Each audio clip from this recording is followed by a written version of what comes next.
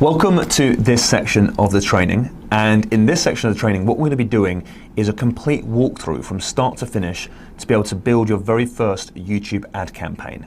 Now we're going to be focusing on in-stream ads, those are pre-roll ads on YouTube, and we're going to be using a targeting option using keywords. But the great thing about this is as I build it and show you how to do this, it means you'll be very aware of how to create all different types of campaigns. So not only in-stream ads, but also discovery ads as well. And also you'll be able to choose different types of targeting options that are right for you. Because as we've been going through this training, you'll know you've chosen your moment for your customer. You know where they're at, what they're doing, you've painted that picture. Then we know that we are not only getting in front of them with a really good ad that meets that message, but also because we know where they're at in the buying cycle, whether they are a window shopper, an in-store shopper, or a checkout shopper, we'll know the targeting option to choose as well. So hopefully you've got a kind of a real clear idea of how to get in front of the right customer now, and also the targeting option, and now it's just a case of building it. And that's what I want to walk you through and make sure you know how to build it. Despite the fact that we're just going to be focusing on an in-stream to keyword campaign, you can kind of adapt your different types of campaigns and targeting options based on where your customer is at. So hopefully this will be making a lot of sense to you. And what I'd recommend you do from the very beginning is set up two tabs. And I normally do this inside of Chrome because it's a Google-based browser. And what I recommend you have is two tabs open, one with your video ad and the other tab with your AdWords account. Now, I would recommend you go and build your AdWords account to begin with. It's pretty self-explanatory, so it doesn't need to be another video on that. But just Google AdWords, build your account, and fill in all your billing and all that sort of good stuff as you go through it. And it might take 15 minutes, especially if you're not used to it. But just go in there and build your account. You're going to want to do a little bit of research about conversion pixels and all that sort of good stuff as well. Make sure you've got the right conversion pixels in the right places and the right remarketing pixels as well. But that's the sort of stuff that's kind of easily researched, and so you can kind of go and search how to do that as well. So I didn't want to cover that in this particular training. But once you got to this section and you've opened up your AdWords account and you haven't yet built your first campaign, this is the point where I can really provide you with a lot of value. Now, also what you want to do is make sure you have your video ad ready, uploaded to YouTube, and make sure it's ready to go. Now, as you can see here, I've actually got a video that I wouldn't use as an ad because it's 42 minutes in length, but it's an ad it's a video that I'm going to use because it's one that I gave a presentation recently at Traffic and Conversion for Digital Marketer, so I thought it was very apt. And I've actually managed to, as this always happens, I managed to pause it at a point where I am speaking, but behind me, as you can see, Mike Rhodes seems to be, well, it doesn't look that interesting. He looks almost like disappointed in my content, which is a classic Mike Rhodes thing to do. And then we've also got Ralph Burns here, who's just basically looking off into the distance, not interested one bit. So a real riveting presentation by the looks of things. I'm sure if we zoomed out a little bit further and saw some of the other guys that I was speaking with, they would have some amazing faces on, but unfortunately not. Anyway, that's the way things normally go. Hopefully you're enjoying this training though. And if you are, please leave comments or let me know in some way, shape or form. It's always good to know that I'm helping you out. If you're not enjoying this training, well, you probably wouldn't get to this stage if you weren't enjoying it. But if you're not, I don't need to hear from you, that's fine. All right, okay, cool. So what we're going to do is going to go to your AdWords campaign, and you've built it to the point where you've added your billing and all that sort of good stuff. It's all ready to go. We're going to set up your first campaign. So this is the point where I'd recommend, if you're watching along, then feel free to pause and go through this. In fact, what I might recommend is go through this video all once first, get a good feel for it, know what's coming up, and then go through it again, but go to the point where you pause it, implement, pause, implement, and so on. So the first thing we're going to do is click this big red button here and click the button which says video, okay? Now once you've clicked that, the campaign name, you're going to call it IS for in-stream and key for keywords. And then what I normally do is add in something like desktop so I know what sort of device I'm targeting. And then if the country or gender is important, I normally add that in as well. So let's say, for example, I went for US only and I went for just males, I'd add it in like that. Okay, that's just my way of doing things. It could be different for you, but it just means I can have a code that I use so I know what campaigns do what. Okay, so let's just keep it like this for now. In-stream keyword desktop, so I know what's happening. It's an in-stream ad targeting keywords, and it's only going to people on a desktop. Okay. Now, when you look down, if you had existing video campaigns, you could load those settings from there, but there's no need to do that for now because we don't have any existing video campaigns in this account. And then we've got the in-stream or video discovery ads. Those are the ones we're going to choose for now. Bumper ads are something different, and we'll maybe cover that in a different training another day. Now, your bidding is going to have to be cost per view. That's the way it works. You pay per view. And when it comes to your budget, just choose a budget that you're happy to potentially waste, if that makes sense. So I normally start off with them. For me, I know what I'm doing most of the time because I've done this many, many times before. And so I'm willing to spend $50 and waste it potentially. I say waste it, I put it up to R&D, so to speak. When it comes to your budget though, you can start with like $5, $10 if you wish to. The account that I'm using here is actually built using pounds, which is obviously GBP is the UK currency, pounds, and so that's £50, which works out around about $70 or so. So, but choose a number that fits right for you, and it can be a really low number.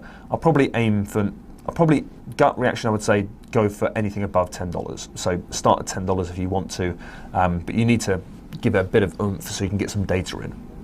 The first couple of weeks of this is kind of like normally what happens in the first couple of weeks. You're going to advertise, and of all the places you're advertising, 20% is going to look really good, 20% is going to look okay, and the rest of it's not going to look very good at all. And what I normally recommend is get rid of all the stuff that's not working very well, like just put that all on pause. The stuff that could look like it could be improved, play around with that and try and optimize it, and the stuff that's looking really good, then scale up from there. That's normally the way it works. It's kind of like that 80-20 rule. Now, when it comes to your delivery method of your adverts, stick it to standard. You can go accelerated if you wish to, but it means it's going to spend your money as quickly as possible. And I prefer to spend the money as evenly over the day. Just because people might be buying later in the day. Likewise, if you're targeting the whole of the US and you spend all your money on the East Coast when the day starts, it means when it comes around to the West Coast, there won't be much budget left, if any at all. So keep it standard. It means it'll spend your money averagely over that day. Now, when it comes to your networks, because we're going to be running in-stream ads, we can turn off YouTube search, which means we won't. That's kind of like useful for when you're running discovery ads, when you want your videos to appear at the top of the search results. And we don't want our videos to show on the display network, which means is your pre-roll ads could show on YouTube videos that are embedded into blogs, for example. We don't want that, so we're going to turn that one off, and we're just going to be focusing on YouTube videos here. Now, when it comes to your locations, you can choose with advanced search inside of here, you can choose radius targeting, so you could do like 20 miles around a pinpoint in a map, for example. You can go for zip codes, you can go for postcodes, you can go for cities, towns, and then go up to international campaigns as well. And for me here, I'm just going to target the US, so I'll just put the United States, which will cover that area, obviously, and then press done. And then you've got United States there. Now, you can add exclusions as well if you wish to. So in your advanced search, if you said, you know what, from these certain states, I never get very good buyers, you can actually add them as exclusions as well inside of here. So you can you play around with that and have a look at doing that as well. Alrighty, so when it comes to your languages, of course, I'm going to be advertising to people who speak English, so keep the language as English there. You can obviously choose whatever's right for you.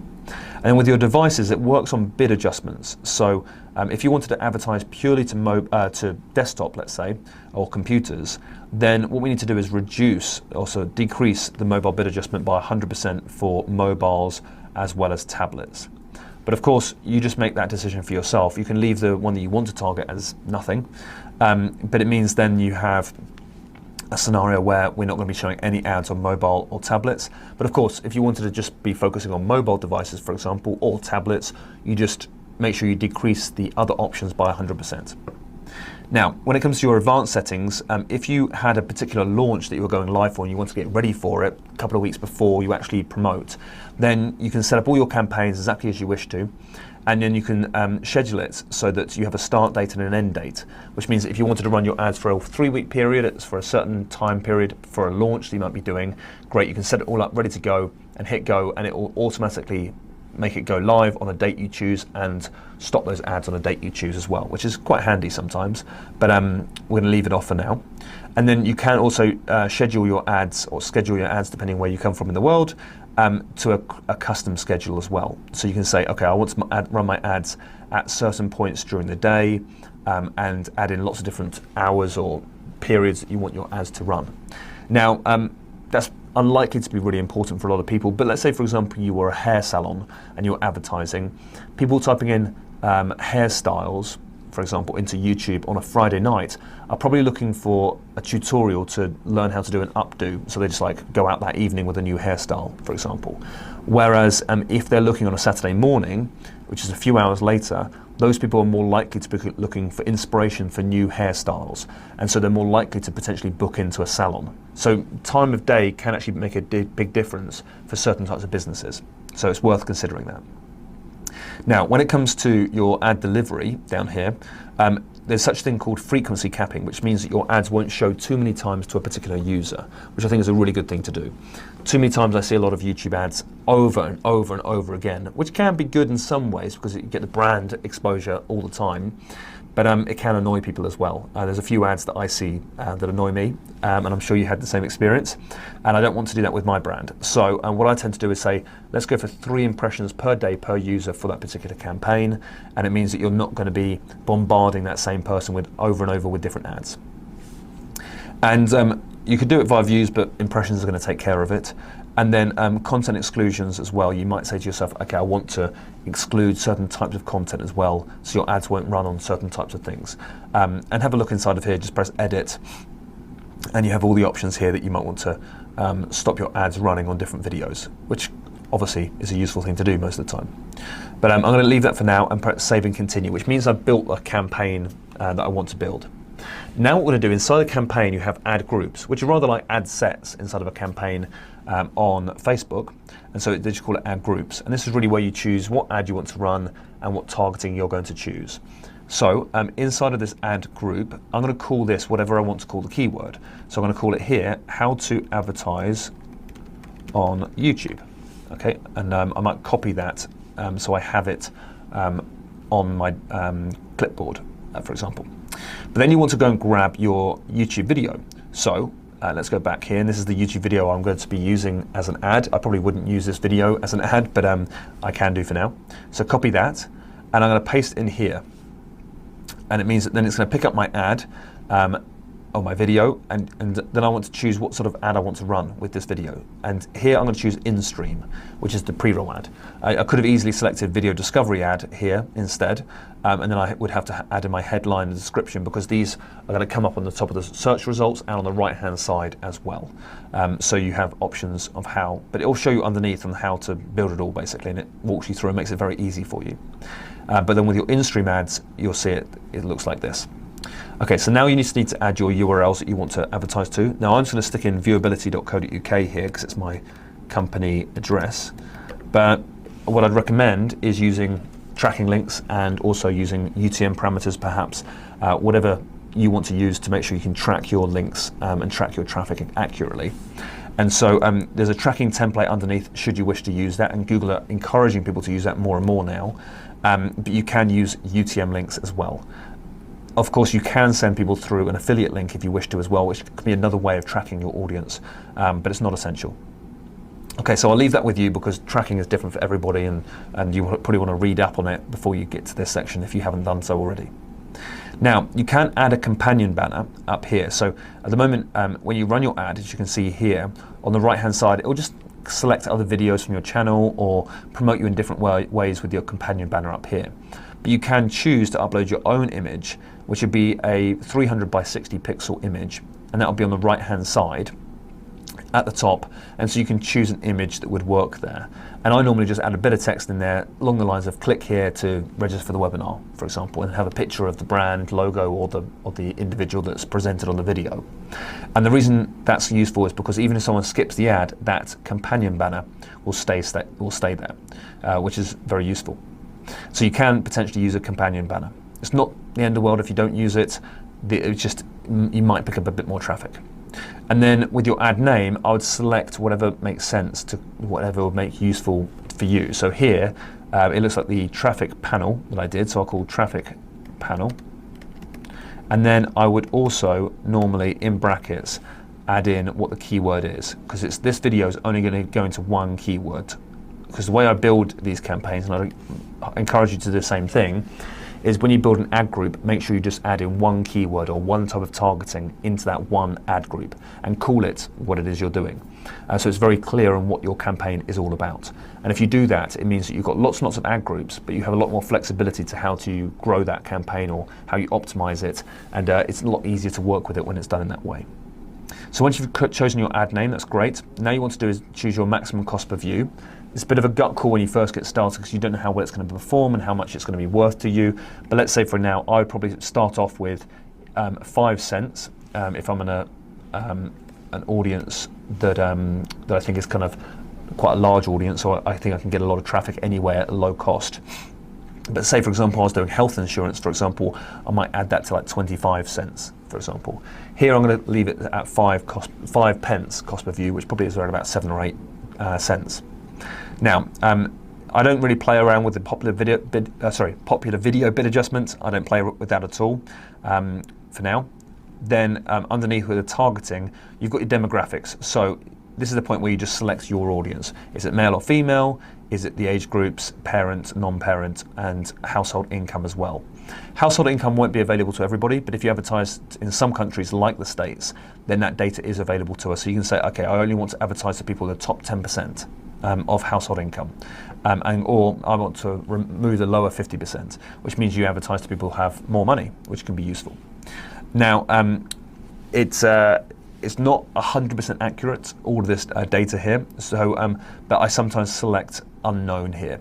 It's not like Facebook. Facebook actually have your profile, and what you've said is what your profile is, and therefore they can categorize you based on your actual age and your birthday almost, and everything else according to that as well. Google, if you have a Google account, then they'll know that information from you, but it's not always the case. They judge this as well based on your search behavior as well. So there's many data points at which they're gathering information from us, but sometimes it will add people into the unknown section, which I'm going to leave on because you can always separate that later. So I'm going to put done.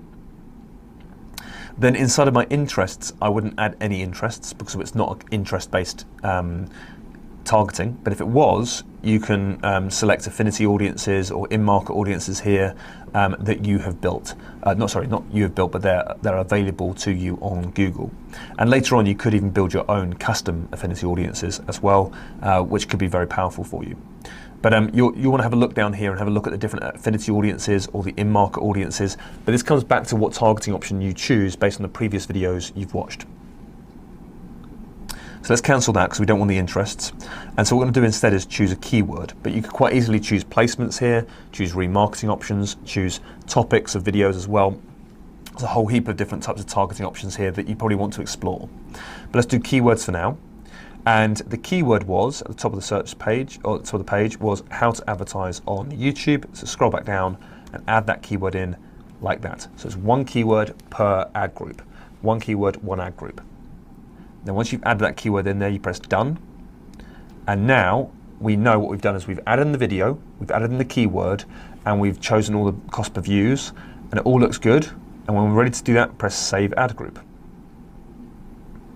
Okay, now we have built the campaign. Now, this is really exciting now because if I go back here, let me just go back to where are we? Let's go back to ad groups here. Here is our campaign here. Let me just actually go back to all campaigns. I need to tidy this up just for a second. Bear with me one moment. I'm just going to get rid of this one here. This one was from earlier today. So let's just go all, and then I'll go back to all enabled.